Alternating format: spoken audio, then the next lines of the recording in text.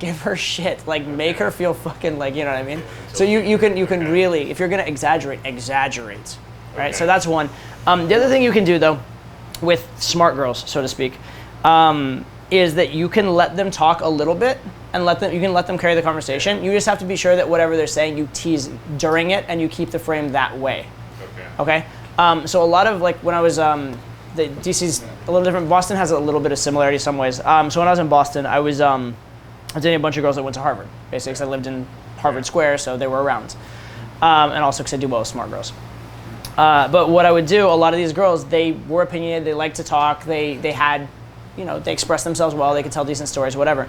So I'd let them talk as long as they were talking about something they're passionate about, talking about something they're interested in, whatever. But I would keep reminding them occasionally that they, you know, this is still a man-to-woman interaction, right? Just occasional little reminders, occasional little, like, they'll say something and I'll just take it, like, not seriously. Or they'll say something that's, like, super, like heavy or whatever, like, boring and whatever. I'll be like, I'm sorry, I was too busy objectifying you to listen to that last little boring bit. What was that? Right?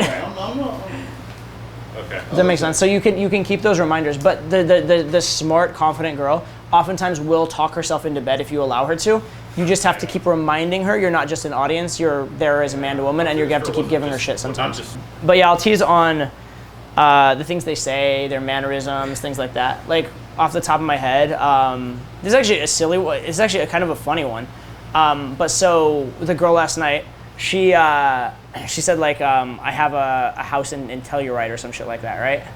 And I looked at, she's like a 21, 22-year-old girl or some shit like that. It's like, ooh, you fancy girl, right? Because like, how the fuck, you're in college, you have a house in Telluride. You don't fucking have a house in Telluride. Maybe your fucking family does. You know what I mean? And so like, oh, girl, you fancy. She's like, no, I mean, my family does. I'm like, yeah, I know, right? But there's just that difference, right? Of like calling out the fact that like, that what you said is full of shit. But I didn't be like, you're full of shit, you don't. I was like, I like overplayed it as I'm pointing at the gap between, she's like portraying herself as like super cool and having this thing, whereas she doesn't, her family, or like daddy does, right? So that's an example of just a light kind of tease. Obviously the stuff I said about like nothing sexual is gonna happen, those kind of things are good teases.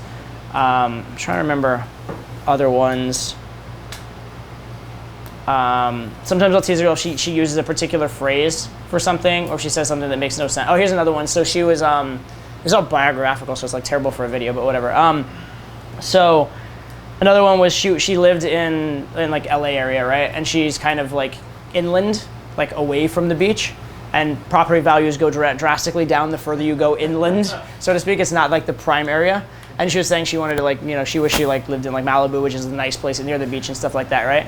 And so I asked her where she wasn't, like, she's like, oh, it's kind of like east of LA and whatnot. And I said, where do you actually live? And she's like, she tried to say something like, oh, I want to live in Malibu. I'm like, no, you fucking, Malibu's not east, girl, that's west. You're fucking, your compass is all off.